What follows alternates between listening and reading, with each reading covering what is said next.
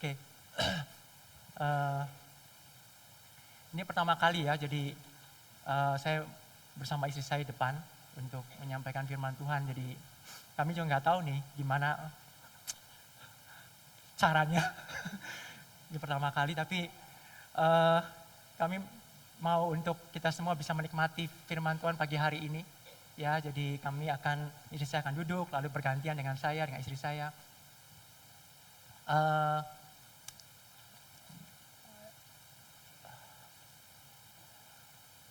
Oke, kita mulai aja ya. Jadi firman Tuhan hari ini itu kami akan lebih banyak menceritakan tentang apa yang kami alami, kami jalani, terutama di dalam rumah Tuhan, ya di dalam jemaat Tuhan, dan kami percaya bahwa Tuhan mau berbicara dalam hati kita semua pagi hari ini. Amin. Ya, Tuhan sangat mengasihi saudara, dan Tuhan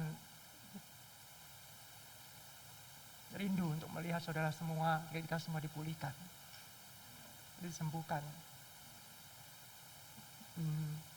Hari ini firman Tuhan judulnya menjadi anak dalam rumah Bapa. Saya mau kasih satu ilustrasi dulu sebelum firman Tuhan disampaikan. Ya, ada cerita aja bahwa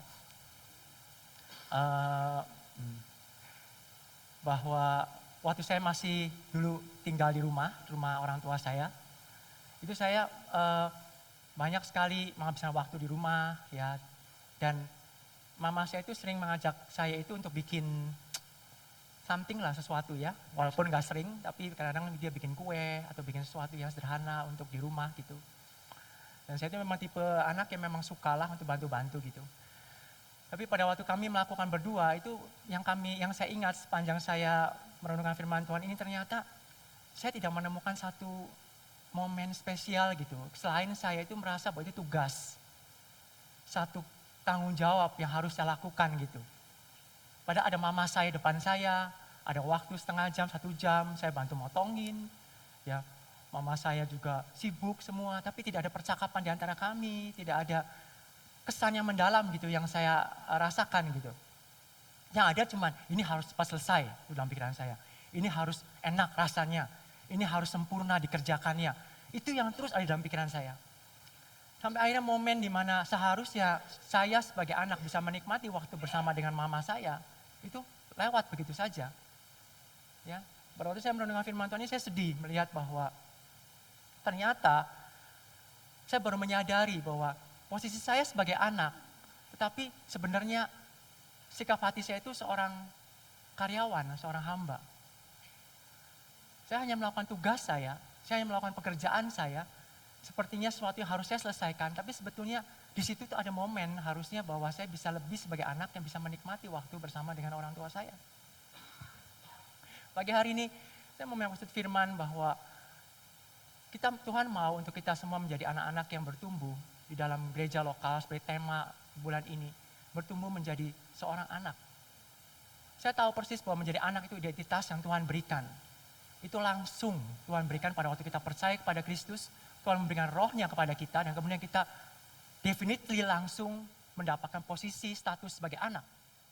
Tapi ternyata mendapatkan posisi status sebagai anak dengan sikap hati sebagai seorang anak itu berbeda.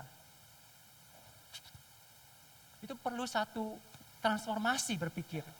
Itu perlu satu hati yang terus mau dipulihkan, disembuhkan. Ya. Tidak otomatis bahwa seorang anak mendapatkan posisi anak, lalu kemudian sikap hatinya, hidupnya itu langsung menjadi seperti seorang anak. Tidak, ternyata. Kita bisa sebagai anak, tetapi cara kita mengerjakan, sikap hidup kita, tingkah laku kita, semua perbuatan kita itu seperti seorang hamba. Sebetulnya. Dan Tuhan tidak mau seperti itu saat kita hidup bersama-sama dengan Tuhan dan saat kita hidup di dalam jemaat kita. Ya. Firman Tuhan katakan di Ibrani 3 ayat 5. Dan Musa memang setia dalam segenap rumah Allah sebagai pelayan untuk memberi kesaksian tentang apa yang akan diberitakan kemudian. Tapi Kristus setia sebagai anak yang mengepalai rumahnya, dan rumahnya ialah kita, jika kita sampai kepada akhirnya teguh berpegang pada kepercayaan dan pengharapan yang kita megahkan. Di Di sini firman Tuhan katakan Musa adalah seorang yang setia sebagai hamba, sebagai pelayan di rumah Allah. Musa itu memberi kesaksian bahwa akan ada satu progres, satu pertumbuhan, satu hal yang akan menjadi sempurna nanti, bagaimana seorang itu seharusnya hidup di dalam rumah Allah. Musa itu melakukan tugasnya dengan setia sebagai seorang pelayan, tapi akhirnya terjadi dan tergenapi di dalam Kristus yang datang ke dunia ini dan sebagai anak di rumah Bapanya. Di sini ada satu hal yang berbeda. Kristus sebagai anak, di situ ada namanya trust dengan Bapa. Ada namanya relasi keintiman dengan Bapa. Ada namanya pewaris dari semua janji yang Bapanya punya. Sedangkan seorang pelayan tidak memiliki itu semua. Ya. Nah, firman Tuhan katakan di Galatia 4 ayat 4-7. Tetapi setelah genap waktunya, maka Allah mengutus anaknya yang lahir dari seorang perempuan dan takluk kepada hukum Taurat. Ia diutus untuk menebus mereka yang takluk kepada hukum Taurat supaya kita diterima menjadi anak. Dan karena kamu adalah anak, maka Allah telah menyuruh roh anaknya ke dalam hati kita yang berseru, ya Aba, ya Bapa. Jadi kamu bukan lagi hamba, melainkan anak. Jikalau kamu anak, maka kamu juga adalah ahli-ahli waris oleh Allah. Rumahnya adalah kita, saudara. Dia memilih untuk menjadikan kita sebagai rumahnya. Sehingga pada waktu kita percaya kepada Kristus, dia menaruh dan memberikan rohnya ke dalam diri kita. Rohnya yang sama seperti yang Kristus punya, yang membuat dia punya keintiman, kedekatan dengan Allah sebagai Bapa. Roh yang sama itu yang ada dalam diri saudara dan saya hari ini. Sehingga roh itulah yang akan sebenarnya membuat kita mampu untuk hidup sama seperti Kristus hidup dengan Bapanya. Keintimannya seperti itu. Roh yang sama. Ya, dan ternyata firman Tuhan katakan di sini sampai Rasul Paulus mengatakan, jadi diulangi lagi, kamu bukan lagi hamba, melainkan anak. Ternyata memiliki identitas sebagai hamba dan sebagai anak itu memerlukan satu proses, saudara. Memerlukan sesuatu hal yang tidak langsung jadi. Ya. Posisi kita sebagai anak pada waktu kita menerima Kristus sebagai Tuhan, roh Allah tinggal dalam diri kita itu ya sudah pasti. Tapi itu memerlukan satu transformasi, perubahan berpikir, hati yang diubahkan. Itu bisa berlangsung seumur hidup kita. Terus menerus, saudara. Kita perlu untuk diingatkan bahwa kita itu anak sebetulnya. Ya, saudara, cara kita bekerja dan melayani Tuhan atau bekerja dalam kehidupan kita sehari-hari, selayaknya itu bersungguh-sungguh dan segenap hati seperti seorang hamba bekerja di rumah tuannya. Ini perbedaannya. Tetapi bagaimana kita memandang diri kita, bagaimana kita melihat identitas kita, kita adalah seorang anak yang tinggal dalam rumah Bapa. Itu berbeda sekali. Banyak orang yang bingung, loh saya anak, tapi ada bilang tentang hamba. Itu berbeda sekali.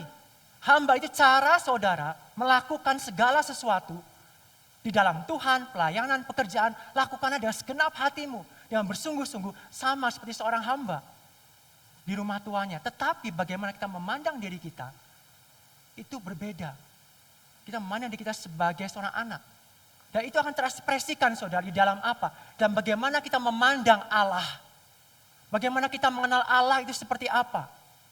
Ya, bagaimana kita memiliki sikap hati seperti apa saat kita menjalani hidup kita, bahkan menghadapi tantangan dalam hidup kita, itu akan berbeda sekali. Bagaimana identitas sebagai hamba dan identitas sebagai anak itu akan terefleksikan di dalam banyak hal, saudara. Termasuk di dalam bagaimana kita memandang kehidupan berjemaat di gereja ini. Saat saya menghadapi perselisihan, saat saya menghadapi pertengkaran, saat saya menghadapi tantangan di dalam hidup berjemaat, itu akan mempengaruhi semua. Sikap kita, cara pandang kita, keputusan yang kita buat. Bahkan motif, alasan kenapa saya melakukan ini dan kenapa saya tidak melakukan ini, itu semua terefleksikan sebenarnya dari identitas kita. Sebetulnya hamba atau anak dalam diri kita. Saudara, hamba dan anak itu dua-duanya tinggal di dalam rumah.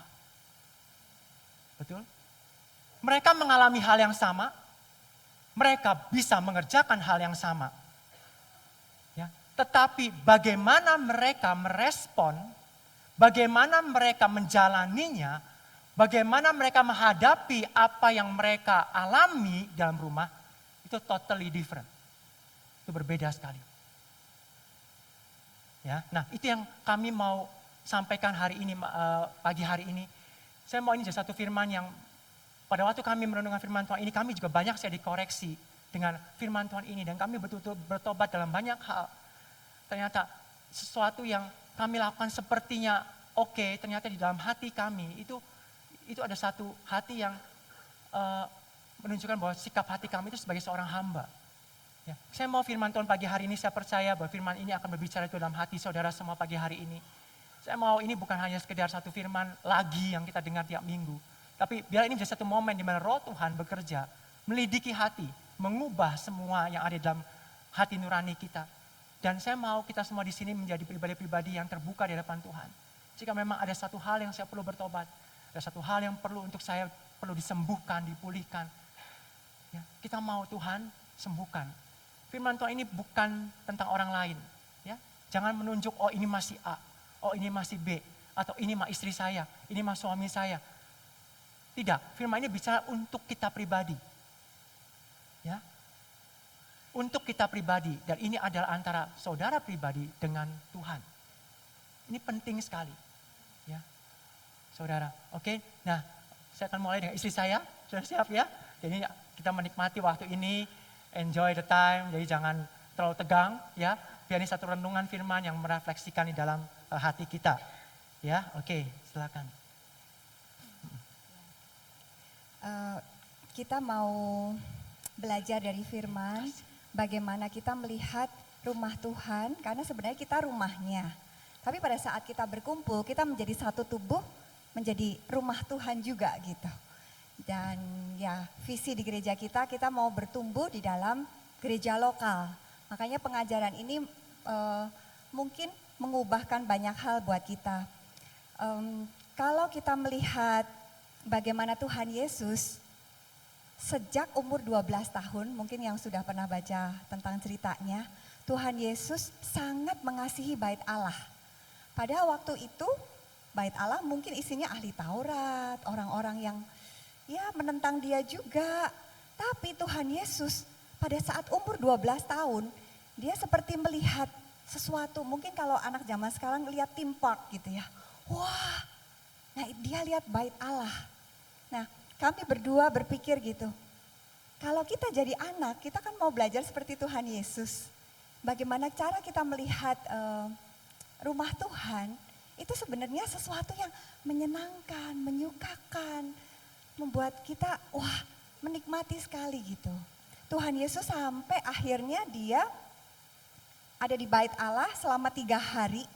Padahal mungkin gak bawa baju, sampai orang tuanya mencari-cari dia, kemana dia pergi, ternyata ada di bait Allah.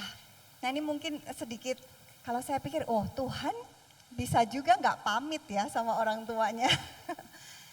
Saya melihat gitu bahwa wow, Tuhan tuh mengajarkan gitu bahwa kita saat masih kecil,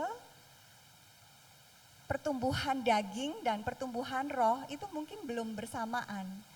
Dan firman ini mungkin sedikit mengingatkan para orang tua untuk sabar sama anak-anak. Karena mungkin anak-anak bisa aja berbeda gitu, niatnya baik tapi sikapnya tetap aja menyakitkan buat kita. Nah saya melihat bagaimana Tuhan Yesus itu seperti sangat suka gitu dengan bait Allah. Dan dia sangat menikmati untuk berada di bait Allah. Nah hati yang seperti ini yang mau kita punya. Hati yang betul-betul bisa menikmati hadirat Tuhan dan hubungan kita dengan Tuhan. Hari ini kita mau membahas beberapa dan cukup banyak. Mau dihafalkan mungkin yang berikutnya slide-nya. Ya. Untuk membangun identitas kita sebagai anak di dalam rumahnya, kita perlu membangun hubungan dengan Bapa. Di Roma 8 ayat 14 sampai 15, semua orang yang dipimpin roh Allah adalah anak Allah. Sebab kamu tidak menerima roh perbudakan yang membuat kamu menjadi takut lagi, tetapi kamu telah menerima roh yang menjadikan kamu anak Allah. Oleh roh itu kita berseru, ya Aba, ya Bapa. kita ada transformasi dari tadinya kita menjadi di dalam roh perbudakan, sebelum yang tadi, masih yang tadi. Menerima roh perbudakan dan kita menjadi takut. Pada saat kita di dalam Tuhan, roh yang memerdekakan kita dan menjadikan kita menjadi anak Allah, kita bisa menjadi anak-anak yang bisa berseru kepada Bapa, kepada Tuhan itu sebagai Bapa yang sungguh-sungguh Bapa. Dan transformasi itu ada di dalam pikiran kita karena itu enggak otomatis. Itu sesuatu yang perlu dikerjakan dan dilakukan di dalam hidup kita. Karena enggak banyak yang dari kita di dalam keluarga pun kita enggak bisa mempunyai hubungan yang baik dengan orang tua. Ada banyak hal dari orang tua kita yang melakukan hal-hal yang mungkin tidak membuat kita bisa merasa nyaman di rumah. Nah, pada saat kita ada menjadi anak-anak Allah, kita perlu mengalami pemulihan itu. Supaya kita bisa menikmati rumah Tuhan, hadirat Tuhan. Dan bisa mengerti gitu apa yang Tuhan mau buat anak-anaknya untuk saat tinggal di dalam rumahnya.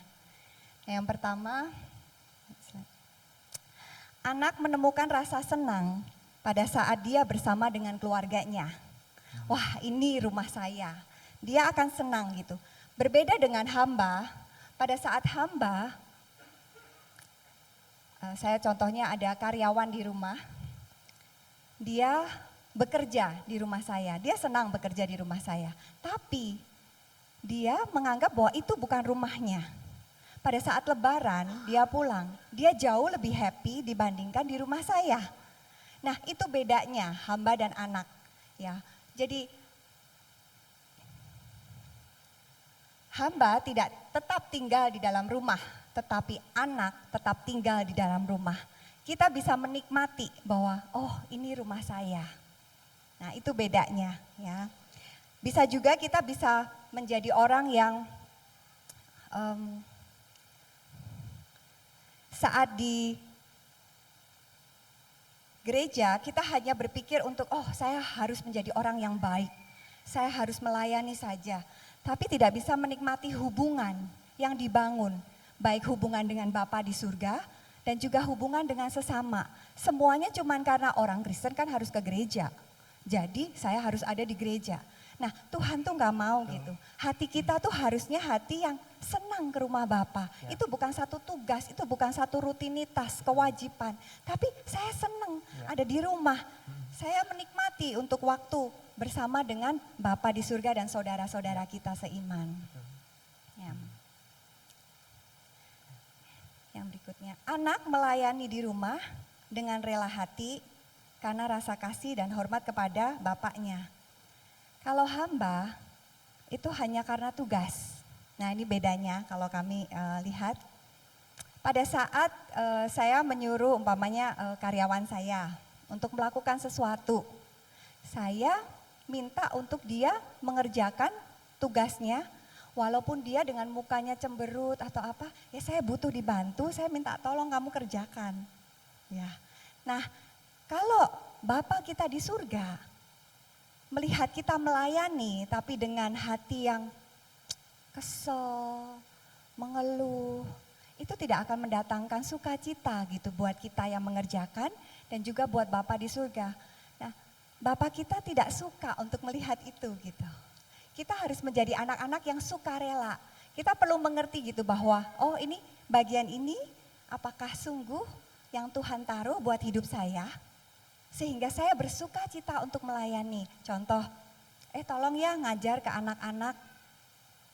Lah, saya nggak suka ngajar. Tapi dia melakukan dengan keluh kesah. Wah, terpaksa banget. Lebih baik tidak seperti itu gitu. Karena Tuhan akan taruh sukacita dan sesuatu yang akan membuat kita melakukan dengan sukacita. Dan kalaupun kita belum tahu, wah saya nggak tahu nih bisa apa enggak, tapi saya maulah. Nah itu lebih baik dibandingkan terpaksa dan akhirnya mengeluh gitu saat melakukannya. Tuhan nggak mau, Tuhan mau kita tuh melakukan dengan sukacita. Apapun yang kita kerjakan dan lakukan. Ya. Kemudian anak membangun rumah, hamba hanya melayani di rumah.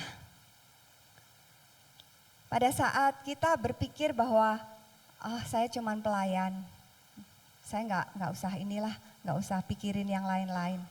Nah, kita mempunyai sikap hati yang seperti hamba. Kalau kita merasa anak, kita akan seperti umpamanya melihat rumah. Kalau kita merasa memiliki rumah, kita bisa ngomong sama orang tua kita, "Mah, kayaknya bagus ya di sini tuh dikasih bunga biar kelihatan cantik." Itu keluar gitu dari hati kita. Bukan cuman karena disuruh, "Oh ya tolong diepel, tolong dielap." Contoh. Nah, itu kita melakukan karena cuman sekedar melayani. Tapi pada saat kita melakukan sebagai anak, kita tuh bisa melakukan dengan berpikir lebih lagi gitu. Hal-hal yang baik buat rumah Tuhan itu apa? Apa ya yang bisa saya lakukan? Gitu. Nah, untuk kita bertumbuh di dalam gereja lokal, Tuhan menaruhkan hal-hal di dalam gereja ini. Apa yang hati Tuhan, isi hati Tuhan di dalam gereja ini spesifik berbeda dengan gereja-gereja lain. Dan apa yang kita lihat, kita dengar dari para mungkin gembala, pemimpin.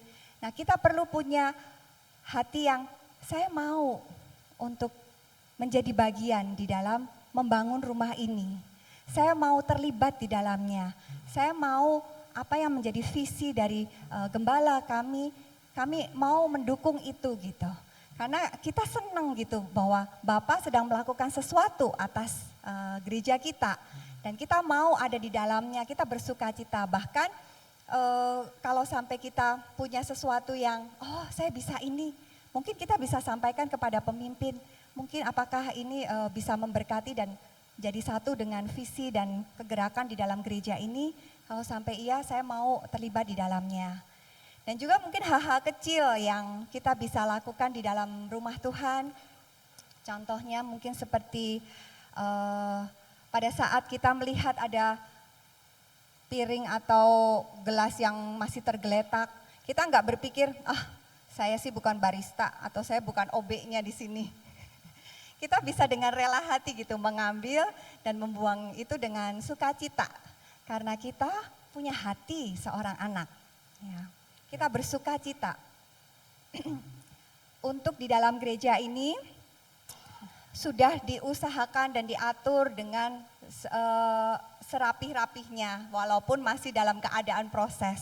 Jadi kita mau menjadi jemaat yang mau mengikuti prosedur.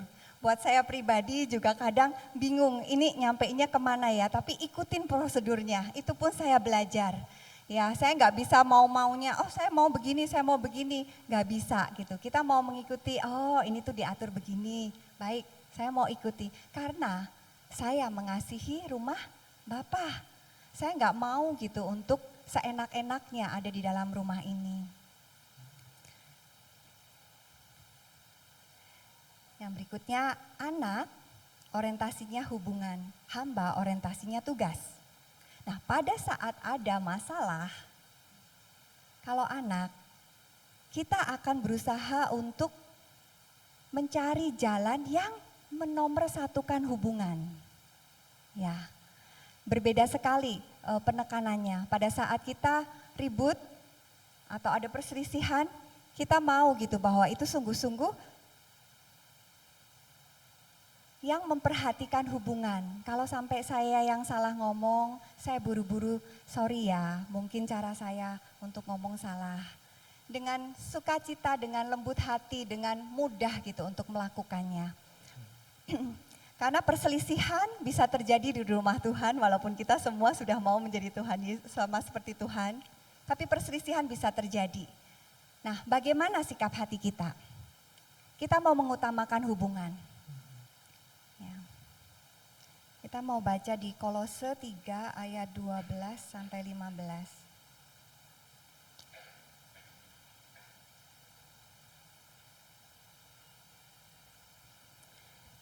Karena itu, sebagai orang-orang pilihan Allah yang dikuduskan dan dikasihinya, kenakanlah belas kasihan, kemurahan, kerendahan hati, kelemah lembutan dan kesabaran. Sabarlah kamu seorang terhadap yang lain, dan ampuninlah seorang akan yang lain. Apabila yang seorang menaruh dendam terhadap yang lain, Sama seperti Tuhan telah mengampuni kamu, kamu berbuat jugalah demikian.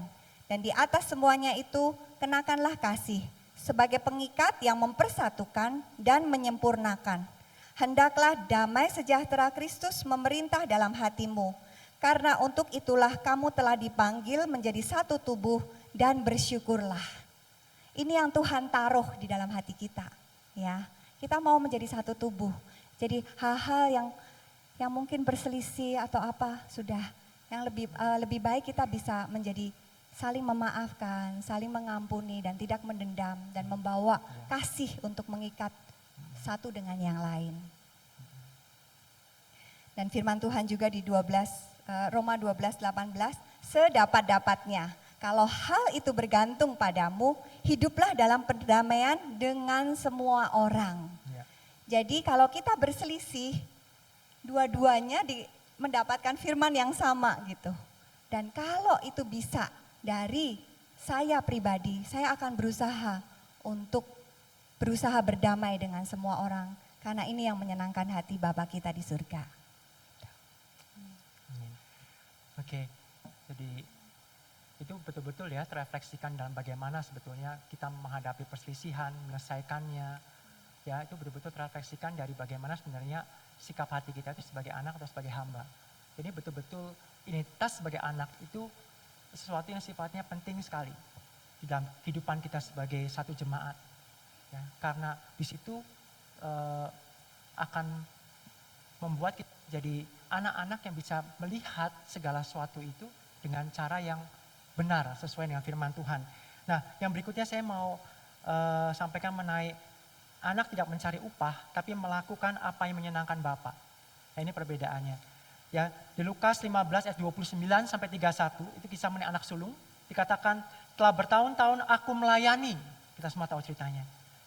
Telah bertahun-tahun aku melayani di rumah Bapa, di rumah engkau Bapa.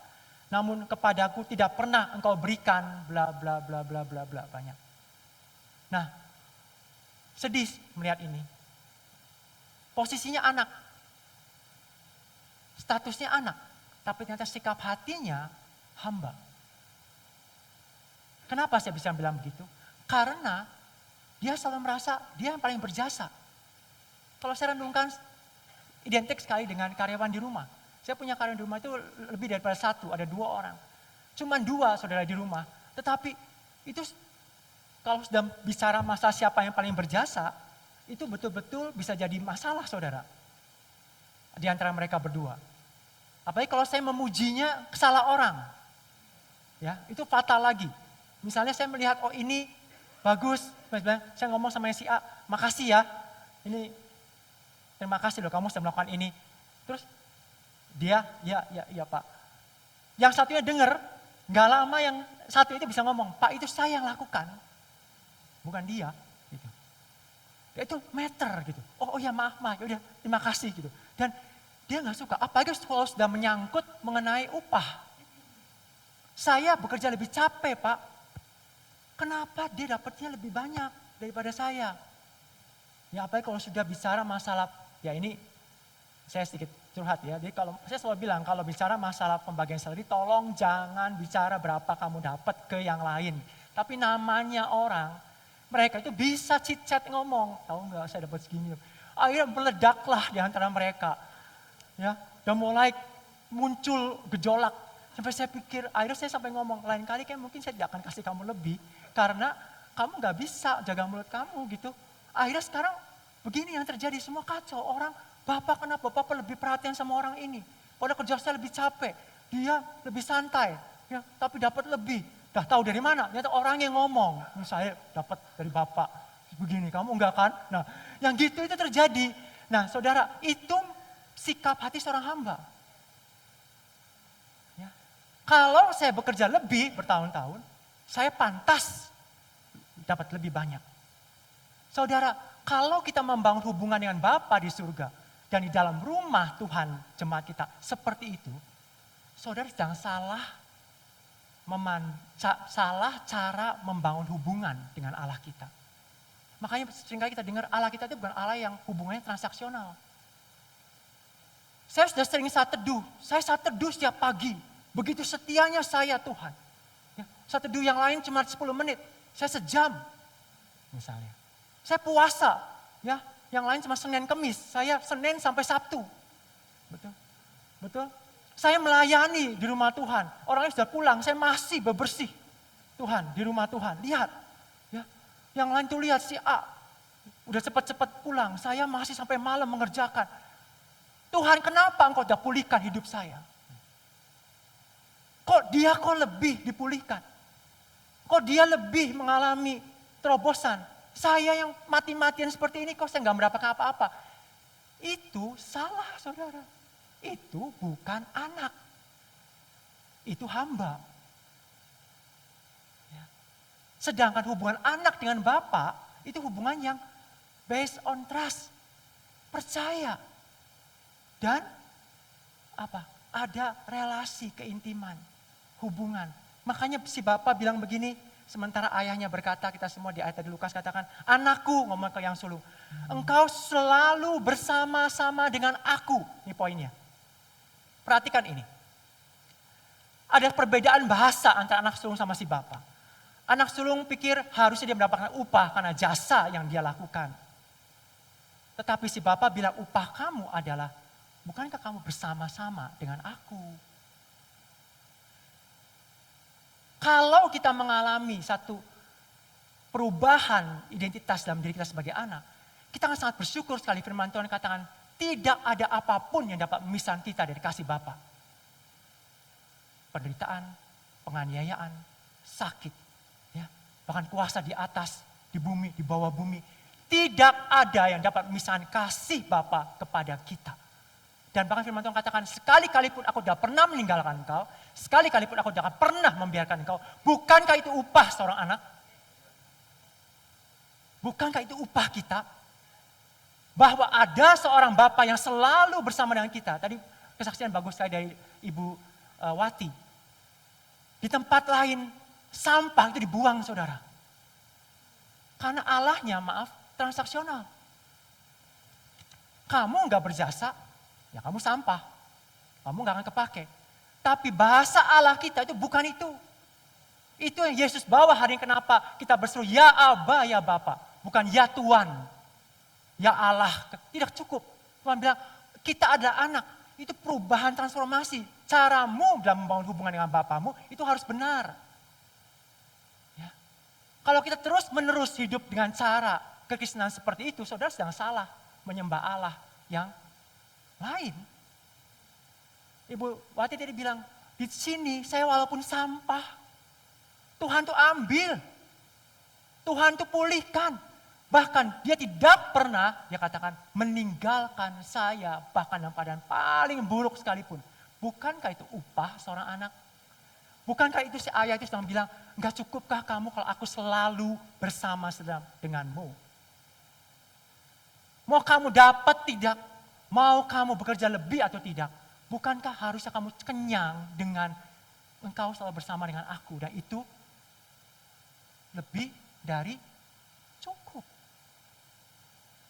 Ya, itulah yang perlu kita miliki di dalam hubungan kita dengan Allah, bahkan di dalam kehidupan berjemaat ini. Kalau kita masih berebut jasa, berebut mempermasalahkan siapa yang lebih capek, siapa yang dapat lebih sama macam, kita sedang salah, saudara, sebetulnya. Salah, ya. Kita sedang berada di rumah Bapa. Bapa kita itu punya cara seperti itu, dan kita mau hari ini, Tuhan, aku mau upahku hari ini itu bersama denganmu.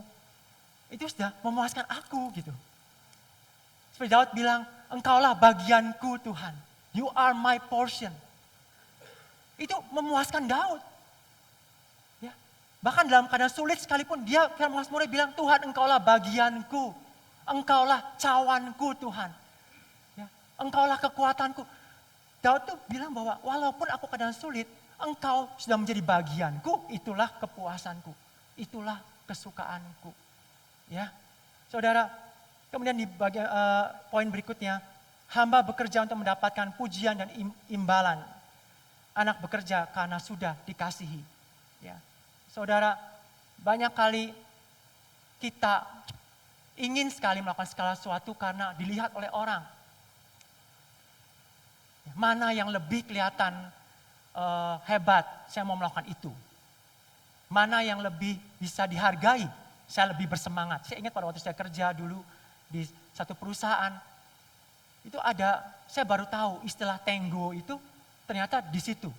Ya. Dan bukan hanya tenggo saudara, kalau tenggo saya pikir wajar ya, orang teng jam 5 itu ya bubar semua langsung sepi. Dan akhirnya saya belajar hal yang sama juga, oke, berarti jam 5 kita harus sama-sama angkat kaki. Ya memang jam 5 udah selesai ya pulang. Tapi poinnya begini, sebelum jam 5, dari jam 4, nggak tahu di tempat kerja saudara seperti itu atau enggak, tapi tempat kerja saya ini unik. Jam 4 itu semua orang sudah beberes. Udah siap-siap saudara, semua laptopnya udah siap-siap semua, ada yang udah ke kamar mandi, udah cuci muka, udah apa, udah rapi, udah siap. Kayak mau pergi kemana gitu ya. Dan saya lihat mengamati waktu itu, kok jam 4 udah pada siap-siap. Meja udah bersih, ya. Semua dilipat-lipat, buku-buku udah dilipatin semua. Dan sekali waktu ada bos datang, jam 4, biasanya bos saya itu jam 12 itu pulang, dan nggak baik lagi. Tapi sekali waktu pernah dia mau ngambil sesuatu yang ketinggalan mungkin, jam 4 dia datang, langsung semua dibukain semua, buku-buku semua. Saudara, ya semua dibukain. Dan saya lihat persis, betul, saya juga jadi akhirnya belajar seperti mereka juga. Ya, pengaruh yang buruk itu cepat saudara menular.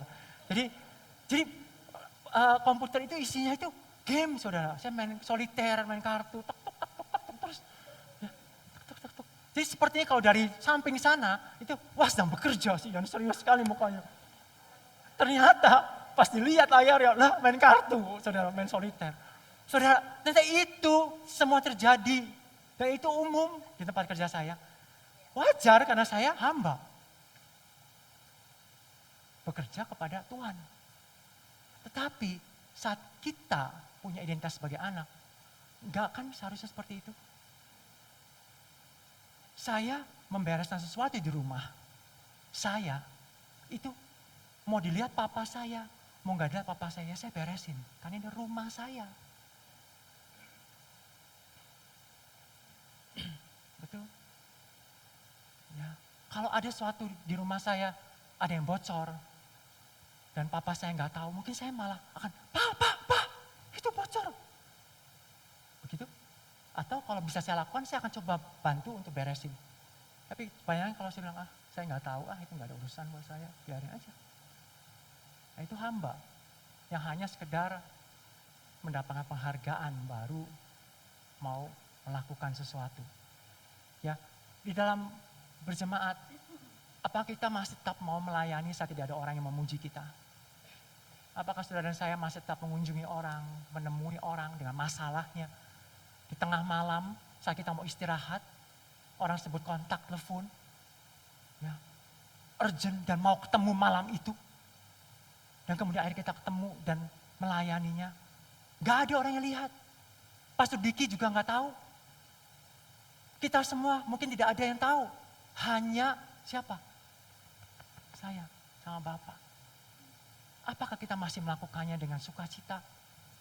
Ataukah, nggak ada yang lihat, ganggu aja. Nanti kalau di depan orang baru saya mau mengkonseling orang atau mau ajak orang ngobrol. Ya, atau melayani orang. Enggak, saudara. Ya. Kita perlu untuk punya perubahan transformasi dalam cara berpikir. Cara kita, hati kita. Ya, oke. Kemudian berikutnya, hamba merasa tidak aman saat dia tidak mendapatkan tugas. Anak merasa aman dalam kasih Bapa, bernilai dari identitasnya, bukan dari tugas dan pekerjaannya, dan dihargai melalui hubungan dan bukan pekerjaan. Ini penting saudara. Ya, banyak orang yang pada waktu sudah tidak lagi mendapatkan posisi, tidak lagi bisa melayani atau bekerja, kehilangan langsung percaya dirinya. Muncul namanya kegelisahan dalam hati. Muncul namanya kemarahan, merasa saya tidak terpakai, terbuang.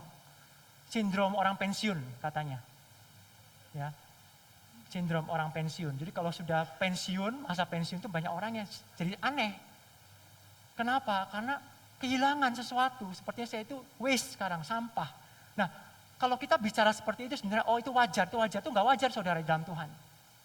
Itu karena hati yang tidak serahkan kepada Tuhan sejak dari masa mudanya, terus menerus dibuahi dengan cara yang salah, sehingga sikap hatinya adalah hamba. Yang keberhargaannya adalah dari pekerjaan, pelayanan, dan apa? Status, posisinya. Dicabut dari diri dia, goyang langsung dan muncullah kemarahan, tidak terima, uring-uringan dan lain sebagainya. Saudara, itu bukan seorang anak. Ya. Semua apa yang kita punya itu sementara. Bahkan saudara bisa melayani tempat ini pun, kami berkhotbah di sini pun sementara. Kami tahu itu. Kami berdua selalu mengingatkan satu sama yang lain bahwa ini itu sementara.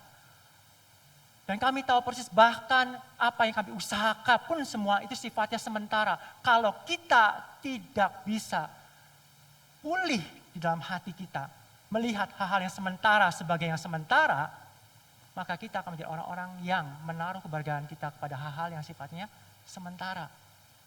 Padahal itu semua tidak. Ya.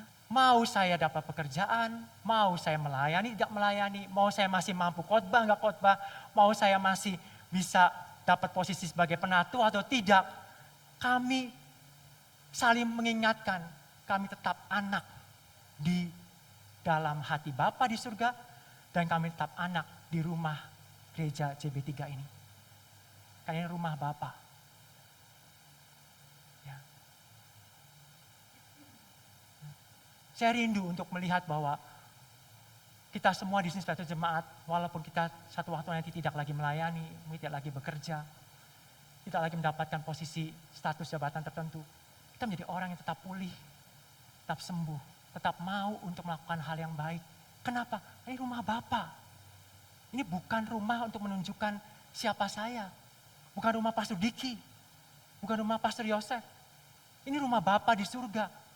Jadi saya sebagai anak, ya saya melakukan, mau saya dapat posisi tidak, mau saya mendapatkan upah atau tidak, ini adalah rumah. Dan saya mau tetap menjadi berkat di rumah ini. Ya, tidak langsung pahit, kecewa, kemudian pindah, malah gitu. Yaitu hamba. Udah gak ada pekerjaan, gak dihargai, cabut, resign. Ya. Jangan ada resign di dalam rumah. Saudara gak akan bisa resign sebagai anak kan? Wis papa saya hari ini masih kerjaan, kepercayaan ke adik saya aja. Saya pernah loh waktu saya kecil ya, ini benar-benar, ini saya cerita jadi, sorry ya ini mungkin gak tahu bisa mulur gak, tapi saya cerita ini, karena ini benar-benar jadi, saya ingat pop up. Papa saya itu lebih banyak, ini saya ngobrol, memang adik saya itu lebih qualified lah mungkin daripada saya. Saya itu tipe anaknya yang begini ya, maksudnya, mungkin karena banyak trauma, banyak sakit ya itu alasannya, tapi saya itu tipe orang yang gak peduli gitu kadang-kadang. Bunyi telepon pun ring, zaman dulu kan gak ada HP, ring. Di sebelah saya, itu saya malah bukan mendekat, malah saya menjauh. Menjauh. Dan kalau perlu ada koran, saya perlu ambil koran. Menjauh dan saya baca koran. Padahal tadinya saya dekat. Dan mama saya tahu, ya tahu ada dekat telepon kan. Angkat telepon, terus saya banget. Iya ada lagi di sini, sebut ada kamar mandi, tiba-tiba saya lari ke kamar mandi lah. Gitu. Saya nggak tahu kenapa ya, saya malu angkat telepon atau apa, saya nggak ngerti. Jadi akhirnya mungkin karena terus menerus seperti itu, akhirnya papa saya itu lebih banyak mempercayain ke adik saya gitu. Dan banyak hal, kalau mau pergi apa, tolong, adik saya itu Pak Andi. Pak Andi mana? Oh nggak ada ya, nggak apa-apa. Kalau yang nggak tahu ya Pak Andi ada di sini, Pak Andi gitu. Ya tanya aja Pak Andi aja lah. Tolong gini-gini, ya Andi kesel juga, ya ampun saya terus yang disuruh ini koko saya cuma gitu ya. Tapi saya dalam hati, saya kesel saudara. Waduh, ini benar-benar saya tuh gak dipercaya sama papa saya, betul. Ini benar-benar adik saya yang begini. Tambah lama hati saya tambah keras. Untung tidak ada prosedur resign di rumah. Kalau ada prosedur pengunduran diri, saya bisa nulis surat saudara ke papa saya, Pak. Karena papa tidak lagi percaya sama saya mundurkan diri sebagai anak hari ini. Dan papa saya pasti melongo, ini anak sakit atau apa, langsung dibawa ke dokter mungkin. Tapi ya ada, maka dalam hati saya semacam gak puas, saya gak terima, saya diam saja. Saya mogok dan tambah mogok saudara. Dan saudara, saya mau menyampaikan ini bisa rumah. Rumah Bapak, bukan rumah Tuhan kita. Jadi kalau ada orang yang sakit hati, pahit, kecewa, resign, keluar, pindah. Menurut saya, oh please. Ya. Rumah ya tempat memang semua berantakan terjadi. Mana ada sih rumah yang gak berantakan, saudara? Berantakan bukan cuma berantakan barang loh. Berantakan semualah, pertengkaran, perselisihan, wah sakit hati, marah, apa segala macam. Perminta maaf, nangis, ketawa, semua campur-campur jadi satu. Kayak gado-gado gitu. Nah, itu rumah. Ya, itu sama kayak rumah Bapa juga. Tapi di dalamnya kita perlu melihat diri kita sebagai anak. Ya.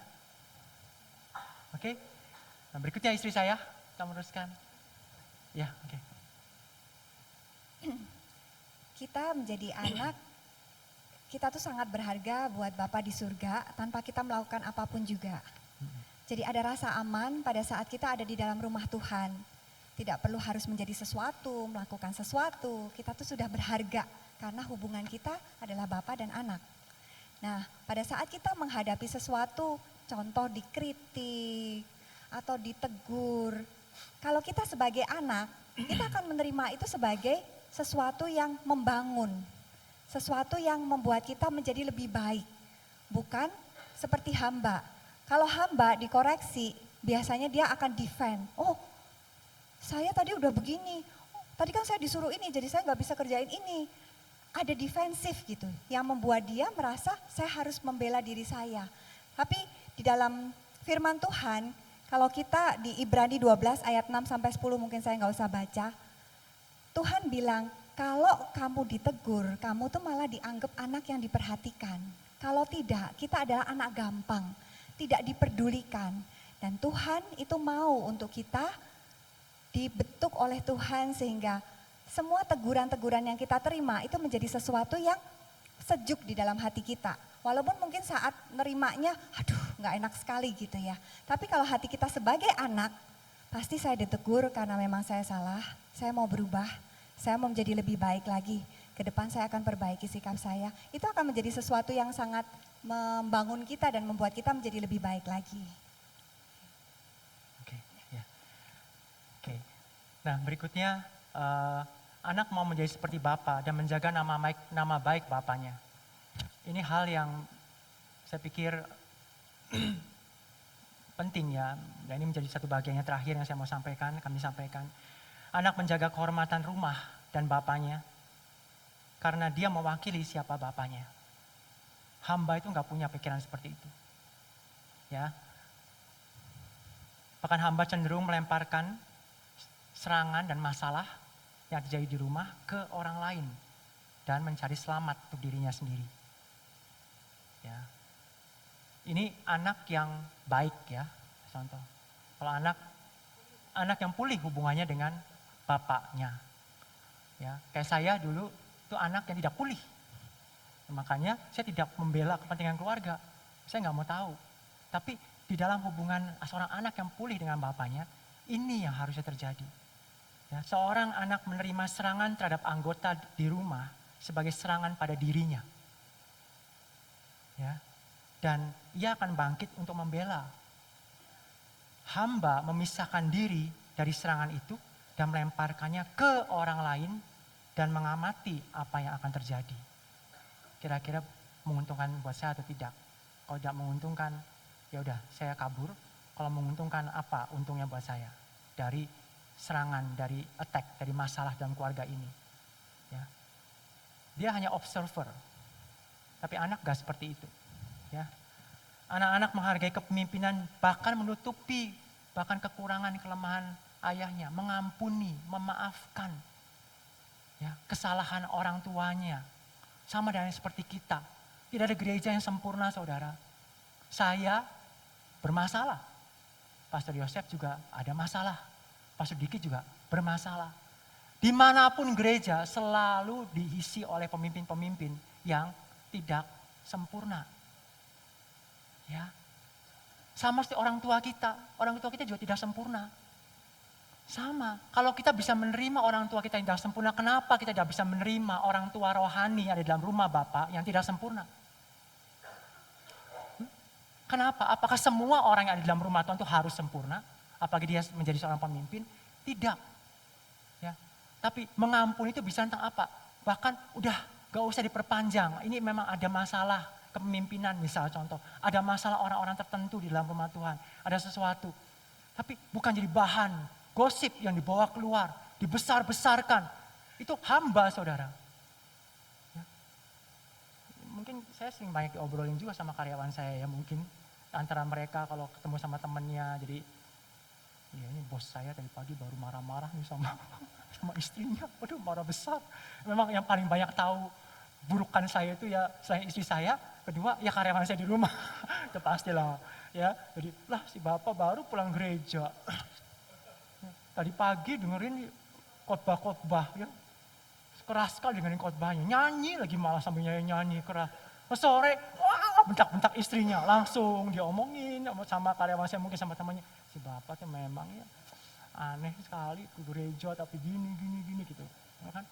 Saya pikir bisa terjadi loh setelah saya renungin ini. Ya, saya nggak akan seks sih ke dia, teman ya. Saya pikir ya bisa terjadi lah, ya wajar ya saya pikir ya. Nah, saudara, anak-anak itu menghargai kepemimpinan dan bahkan menutupi itu. Bukan menutupi itu bukan berarti membiarkan itu terjadi, tetapi tidak memblow up, membesar-besarkannya ke banyak orang. Ya, bahkan membuat berita bohong untuk mempermalukan, bahkan menggunakan kelemahan bosnya, pemimpin-pemimpinnya itu sebagai alat untuk mempromosikan dan mengangkat dirinya. Sering terjadi. Ya. Tuh kan dia mah begitu. Ini saya nih tidak.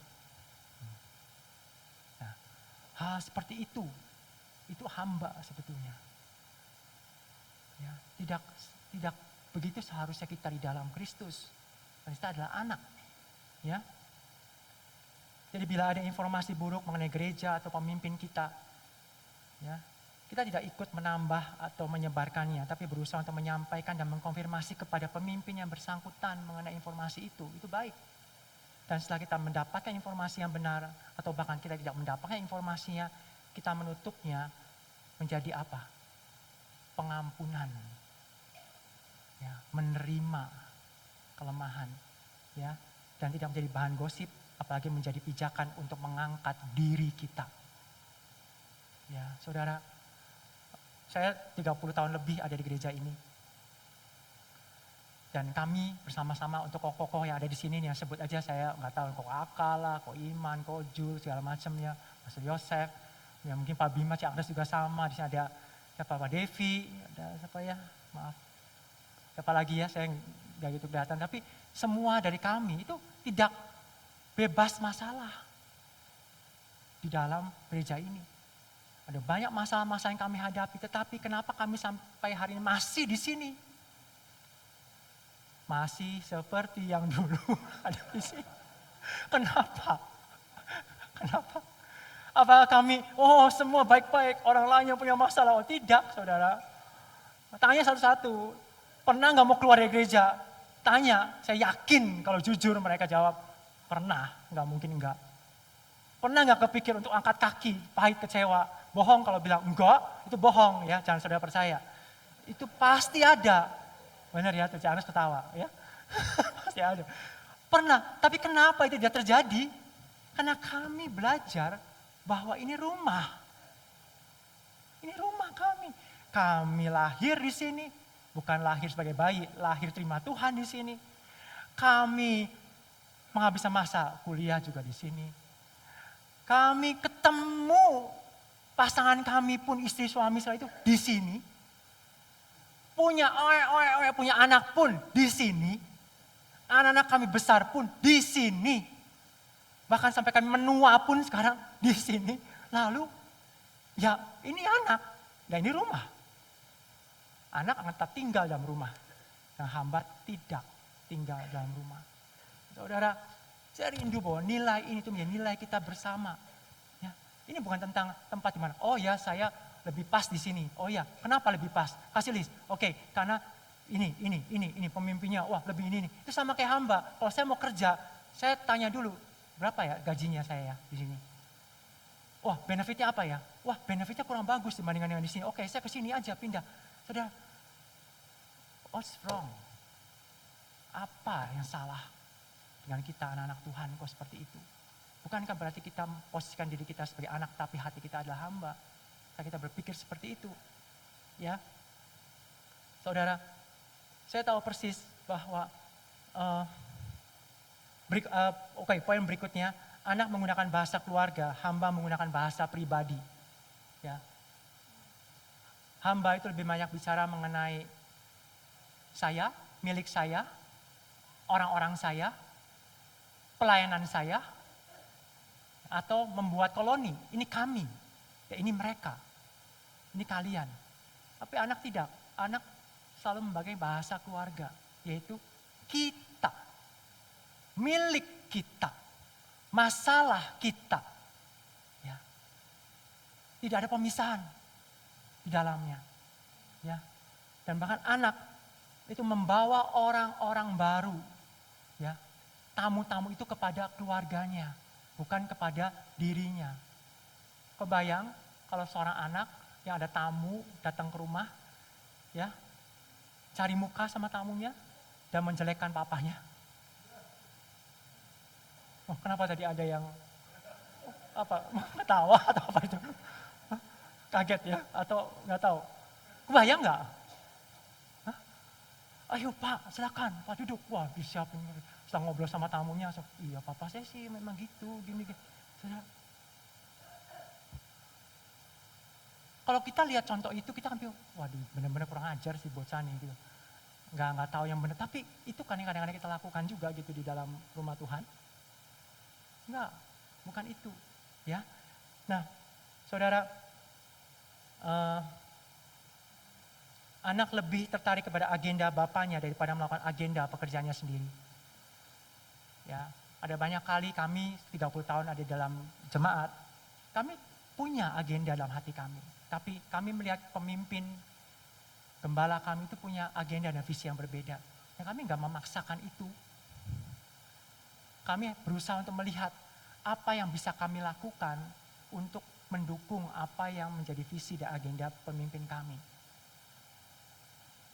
Dan dari situlah kami belajar untuk ternyata hidup di dalam rumah Tuhan itu sama seperti hidup di dalam keluarga dengan Bapa. Ya. Tidak bawa sendiri saya maunya ini, tapi ada pemimpin di dalam rumah yang tahu saya maunya ini, kemudian oke, saya membantu dan ikut mendukung apa yang menjadi kerinduan dan keinginan hati ayah saya. Ya. Nah, ayat penutup saya mau sampaikan di Yohanes 1 ayat 12 sampai 13. Tapi semua orang yang menerimanya diberinya kuasa supaya menjadi anak-anak Allah. Yaitu mereka yang percaya dalam namanya, orang-orang yang diperanakan bukan dari darah dan daging, bukan pula secara jasmani oleh kenal seorang laki-laki, melainkan dari Allah. Saudara, kita menjadi anak bukan karena kekuatan kita. Tuhan yang memberikan kita posisi sebagai anak. Dan di dalam diri kita ada roh Allah. Roh yang membuat kita bisa berseru, ya Aba, ya Bapa. Roh itu yang memberikan kita kuasa untuk kita itu bukan hanya punya posisi sebagai anak. Tapi kita hidup menyikapi semua itu sebagai seorang anak. Saudara, menjadi seorang anak itu istimewa. Itu istimewa saudara. Itu sangat-sangat istimewa. Ya, karena di situ ada privilege, ada hak khusus, ya, yang tidak dimiliki oleh hamba. Ya, bahkan anak-anak saya tidak perlu bekerja secapek seperti karyawan di rumah. Bisa mendapatkan pemberian dari saya lebih besar daripada karyawan di rumah. Itu anak. Anak di situ bicara mengenai ada pengenalan yang dalam, yang benar tentang bapaknya. Anak itu bicara tentang keintiman dengan bapaknya. Anak itu bicara ada satu hak khusus untuk bisa ngobrol, ketemu sama bapaknya. Anak itu bicara tentang saya mendapatkan sesuatu yang namanya kasih karunia. Anugerah lebih daripada hamba. Betul? Anugerah itu bahasa apa? Bahasa anak. Itu bukan bahasa hamba dengan tuannya. Tuhan dengan hamba tidak ada anugerah saudara. Ya, istri saya bilang mau rela hati nggak rela, pokoknya tugas selesai. Tapi anak tidak seperti itu. Ada hubungan di dalamnya, kasih karunia yang Tuhan kasih buat kita itu ada hubungan anak dengan Bapa. Itu satu privilege, satu kehormatan buat kita semua di sini. Nah, Mungkin bagian terakhir saya mau sampaikan di sini, seperti saya ya, kenapa saya menjadi seorang anak yang seperti itu? Ya, tidak peduli dengan rumah, ya, kalaupun melakukan semua tidak dengan rela hati, ya, tidak bisa menikmati waktu dengan orang tua saya, ya. Kenapa saya bisa seperti itu? Setelah saya renungkan sekarang, saya mengalami ada pahit, ada kecewa, ada marah dengan apa yang terjadi di rumah. Dengan bagaimana papa mama saya bersikap waktu itu, hubungannya seperti apa. Ya. Kemudian saya menjadi kecewa dengan perlakuan mereka kepada saya yang membuat saya semakin menjadi pahit. Semakin menjadi pahit. Akhirnya saya menjadi seorang yang walaupun anak di dalam rumah, tapi saya memiliki sikap hati sebagai hamba. Karena di dalam diri saya ada luka, saudara. Ada kekecewaan yang orang tua saya lakukan pada saya. Sama juga saudara dengan kita semua di sini. Mungkin ada di antara saudara di sini yang hari ini saudara bilang bahwa wah saya ternyata memang memiliki hati seperti hamba walaupun saya itu anak. Ya. Saudara bisa seperti itu, bisa jadi karena saudara memang kecewa. Saudara kecewa dengan kepemimpinan. Kecewa dengan gembala saudara, baik gembala di sini, pemimpin penatua di sini, atau di gembala penatua di gereja saudara yang sebelumnya. Ya. Dan pagi hari ini saya sama istri saya mau memakai kesempatan pagi hari ini untuk kami ya mewakili semua pemimpin yang ada di dalam gereja ini. Atau bahkan di gereja di mana saudara pernah berasal. Kami mau minta maaf. Betul dari hati kami. Dengan semua apa yang kami lakukan, yang kami sendiri tidak sadar. Atau bahkan kami menyadarinya, tapi itu menyakitkan hati Bapak, Ibu, Saudara semua di sini. Ya, kami minta maaf. Ya, biarlah permintaan maaf kami ini benar-benar membuat Bapak, Ibu, Saudara bisa mau kembali mengampuni. Mau kembali berdamai dengan semua hal yang membuat Bapak, Ibu, Saudara semua sakit dan terluka. Dengan sikap, perkataan, perbuatan. Saudara, apa yang membuat seorang anak tidak bisa punya sikap hati sebagai anak? Karena terluka, saudara. Karena sakit, kecewa. Ya, kami mengerti itu. Ya, kami mau ada waktu. Sebentar saya mau mengundang tim musik maju ke depan. Ini kami tidak akan melakukan hal-hal apapun juga, tapi kami mau untuk ini waktu yang baik untuk rekonsiliasi hati saudara. Saya mau sebelum kita semua keluar dari tempat ini, dari ruangan ini, hati kita itu sudah mengampuni, sudah pulih, sudah sembuh. Ini bukan tentang saya saudara, bukan karena saya mau disclaimer dan bilang bahwa karena saya pemimpin ya tolong mengertilah keadaan kami, tidak, sama sekali enggak. Tapi ini bicara tentang supaya saudara pulih dan saudara sembuh, dan saudara itu bisa mengalami hidup sebagai seorang anak, di mana saudara itu bisa mengalami apa artinya damai, keintiman, privilege, bahkan janji Tuhan itu bisa tergenapi dalam hidup saudara karena saudara memang berrelasi dengan Allah itu sebagai anak yang pulih, yang sembuh. Untuk menjadi seorang anak itu perlu hati yang sembuh saudara, hati yang pulih. Ya, gak bisa menyimpan kemarahan, kekesalan itu gak bisa karena yang keluar akan otomatis menjadi seorang hamba. Ya, nah, saya mau kita semua di sini ambil waktu sebentar. Nanti mungkin ada satu lagu tadi yang bahagiaku penuh. Ya, saya pikir lagu ini biar menjadi satu lagu yang Tuhan, aku mau menemukan kebahagiaan di dalam rumahmu lagi. Aku mau menemukan kebahagiaan di dalam hadiratmu Tuhan. Ya, aku mau melihat bahwa rumah gereja ini adalah tempat di mana aku bisa menjadi anak, dan aku bisa sembuh, dan aku bisa menyikapi semua, aku bisa melakukan semuanya seperti seorang anak di dalam hatiku. Ya, dan aku mau Tuhan saat aku punya hati yang terluka, hati yang sakit, bawa itu pada Tuhan. Aku mau sembuh, aku mau pulih Tuhan. Katakan Tuhan, sebut aja di dalam hati saudara atau dengan suara kecil. Ya, si A itu udah menyakiti saya. Sebut nama pendetanya, nggak apa-apa. Sebut nama saya, kalau ada yang terluka sama saya sebut. Ini kok Ian khotbah, benar-benar menyakiti hati saya. Tuhan, saya mau mengampuni kok Ian. Saya mau mengampuni si Olive. Saya mau mengampuni, sebut namanya. Karena mereka tidak tahu apa yang mereka perbuat. Ya. Kami gak sempurna. Semua gembala dimanapun tidak ada yang sempurna. Semua pemimpin gereja dimanapun tidak ada yang sempurna. Kami di sini pun tidak sempurna. Ya, kami minta maaf.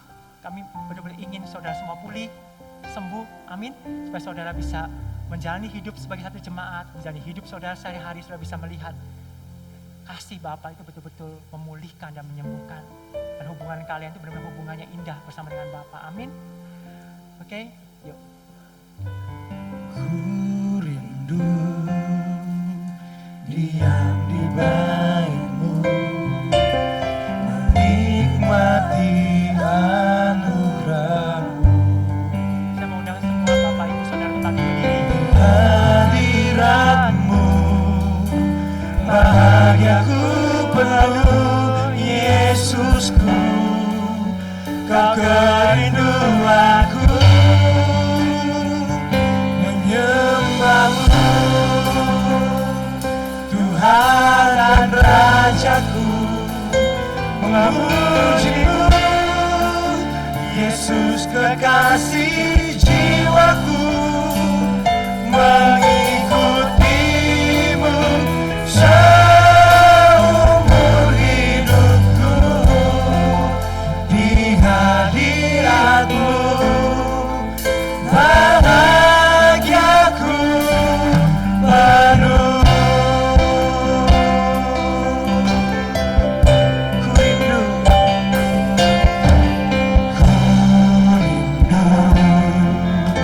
diam di bait-Mu, menikmati anugerah-Mu,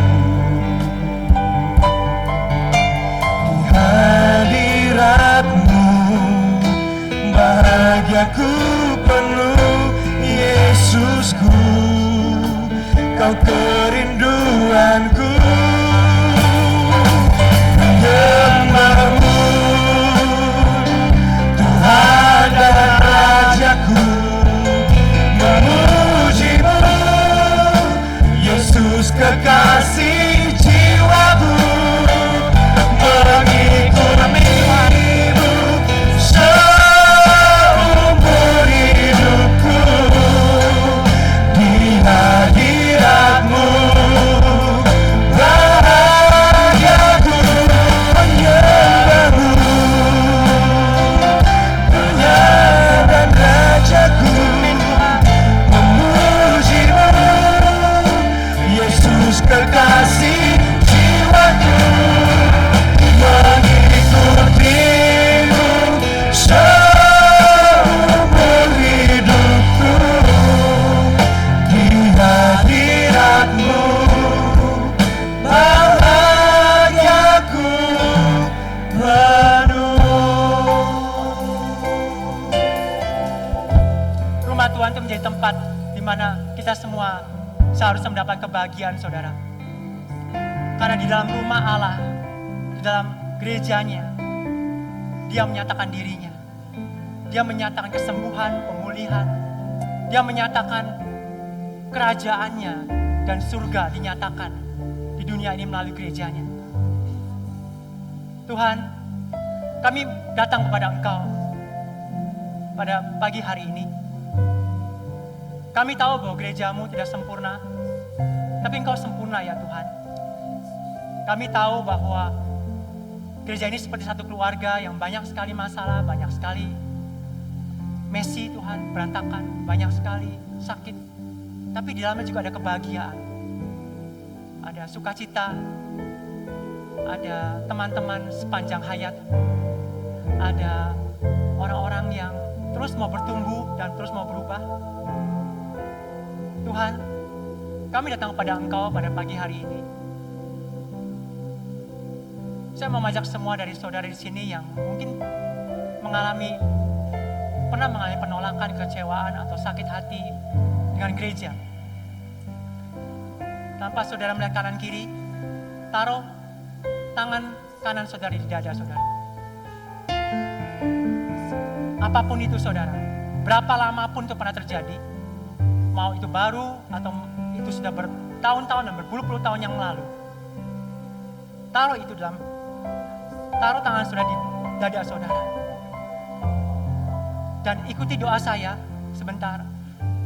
Saudara mau berdoa dalam hati atau saudara mau mengucapkannya perlahan, tapi biarlah itu menjadi doa dari diri saudara sendiri kepada Allah Bapa pada pagi hari ini. Tuhan, Kau tahu hatiku. Kau tahu semua yang tersembunyi di dalam diri. Aku sakit dan terluka dengan perlakuan, sikap dari gerejaku dan dari pemimpin-pemimpin rohani di rumahmu. Kalau saudara merasa sudah tahu persis spesifik orangnya, katakan orangnya perlahan, sebut namanya. Aku sakit oleh perlakuan, katakan namanya. Aku terluka Tuhan dengan bagaimana dia memperlakukan aku, merendahkan aku, meremehkan aku, dan hanya memakai aku menjadi alat bagi pelayanannya.